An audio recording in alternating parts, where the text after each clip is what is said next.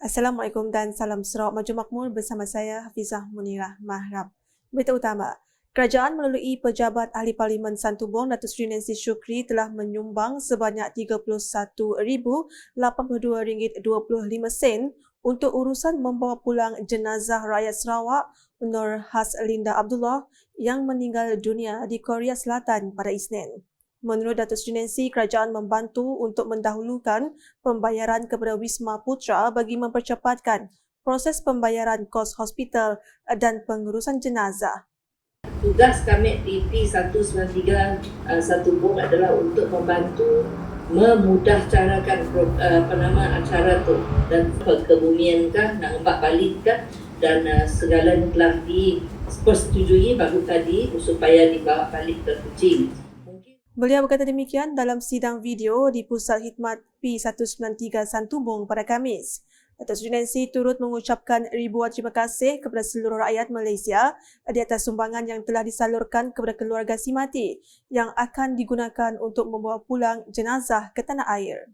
Tapi saya ucapkan banyak terima kasih kepada warga Malaysia yang turut menyumbang. Mula-mula sidak keluarga mana memang si cukup duit sidak.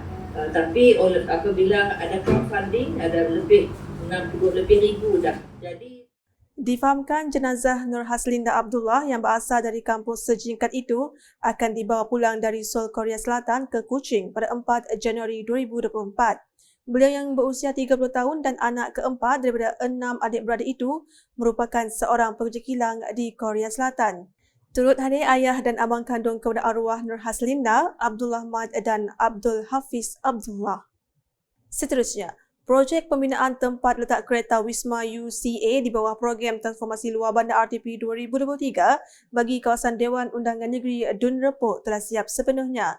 Penyerahan tapak projek menelan kos sebanyak RM60,000 kepada Wakil Persatuan Cina Bersatu Bahagian Sarike disempurnakan pada Rabu dan disaksikan Kapitan Ling Dian Yong yang mewakili Timbalan Menteri Sumber dan Kelestarian Alam merangkap Ahli Parlimen Sarike Datuk Seri Wang Tiong Si pada Rabu.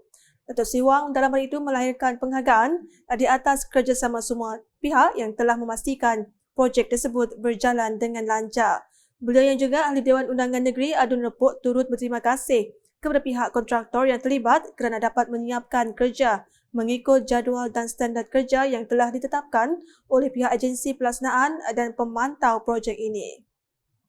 Selanjutnya di Bintangor, Adun Meradong Datuk Ding Kuang Hing telah mengedarkan kalender tahun 2024 bersama kaki tangan Pusat Khidmat Dewan Undangan Negeri Adun Meradong di kedai-kedai sekitar Bintangor pada Rabu.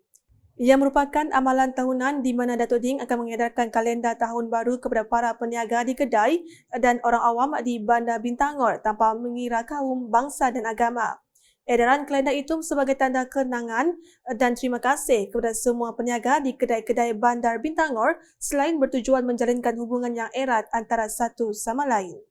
Justru Datuk Ding berharap pada tahun 2024 ekonomi negara akan semakin pulih dan aktiviti perniagaan di Bandar Bintangor juga akan semakin berkembang maju pada masa akan datang.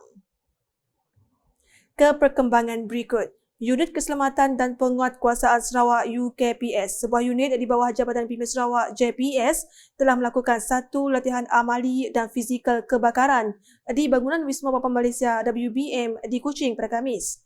Menurut Ketua Penolong Pengarah Pegawai Perkhidmatan Keselamatan UKPS Abang Ahmad Abang Julai, senario latihan ialah satu kebakaran telah berlaku di tingkat 18 WBM dan seterusnya bertanggungjawab memastikan kesemua individu di dalam bangunan itu diarahkan keluar mengikut prosedur operasi standard yang ditetapkan.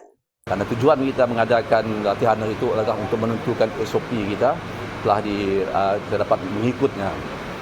Daripada laporan awal bahawa ada kebakaran, kita terus trigger kita punya alarm bagi menentukan alat-alat itu berfungsi dan sebagainya. Alhamdulillah alat kita berfungsi dan juga pegawai-pegawai yang harus bertanggungjawab telah memain peranan masing-masing. Pertama sekali di pihak polis bantuan kita telah melapor kepada pihak bomba immediately berlakunya kejadian di Wisma Bapa Malaysia dan asas respon bagi berkenaan pihak bomba terus datang ke Wisma Bapa Malaysia. Beliau berkata demikian ketika ditemui media selepas latihan kebakaran diadakan di bangunan Wisma Papa Malaysia pada Khamis. Dalam masa sama, katanya di setiap tingkat ada warden keselamatan yang dilantik dan pegawai tersebut harus dalam keadaan bersiap sedia untuk mengosongkan pejabat atau mana-mana kawasan dan mengarahkan ke semua individu hanya turun menggunakan tangga. Pada masa yang sama, apabila lonceng dibunyi, lift terus diberhentikan dan semua penghuni ataupun pekerja-pekerja di Wisma Papa Malaysia ini perlu turun ke bawah menggunakan tangga dan terus pergi ke Dun Lama, karena kita telah tempat perhimpunan yang mana kita telah menentukan bahawa tempat perhimpunan itu adalah di Dun Lama. Sekian edisi malam bersama saya, Fiza Munirah. Berita lebih lanjut boleh didapati di semua platform media sosial UKAS, termasuk portal ukas.sarawak.gov.my dan UKAS Channel di YouTube. Sebelum mengakhiri buletin edisi malam ini, kami ingin mengingatkan orang awam agar sentiasa berwaspada dan mengamalkan kawalan kesihatan kendiri, terutamanya di kawasan sesak dan sempit bagi mengelakkan jangkitan wabak COVID-19. #Saluran Informasi Rakyat, Salam UKAS.